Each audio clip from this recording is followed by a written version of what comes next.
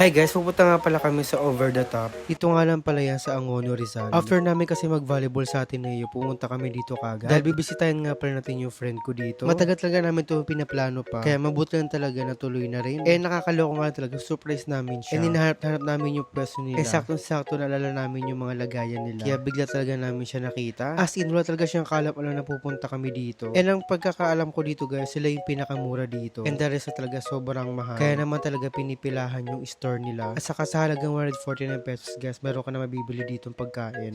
As in, sobrang sulit talaga ng mga paninda nila dito. And hindi lang naman talaga yung pagkain yung meron dito. Meron din silang mga bucket at maraming alak na pwede nyo inumin. Kayo na talaga magkasawa dito sa kakatingin. Kayo tapos sa in-order yung mga iba. Ayan guys, nakachempo na kami para makabili. Tapos natawa ko dito guys, yung 1 tower nila 750 lang. Tapos meron ng 3 pulutan. O diba, saan ka pa? At yung naka-order na kami guys, hinihintay na lang namin yung order namin dito. Grabe, sobrang saya pala dito pag weekend. Hindi ka dito maboboring kasi meron mga banda. As in, nakakaaliw talaga yung mga banda dito. At saka sobrang ganda ng mga boses. Kaya naman yung dumating yung order namin, tara kain.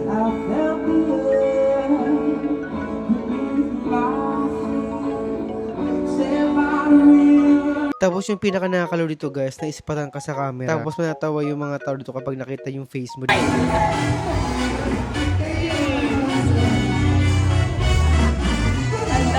At yun na nga guys, ito yung pinaka nagustuhan namin talaga. Dahil nilibre kami ng alak ng besi ko. Grabe, sobrang sarap ng timpla niya pero hindi ko alam ang tawag dito. Pero syempre hindi kami magpapakalasing dito ng sobra. Dahil magdadalay pa talaga yung isa. Kaya kung ako sa inyo guys, kung pupunta kayo sa On The Top, try nyo yung alak nila. Saka yung mga foods nila, grabe, sobrang sulit talaga. Hindi ito yung sponsor guys ha, pero sobrang sulit talaga. As hindi kayo magsisisi.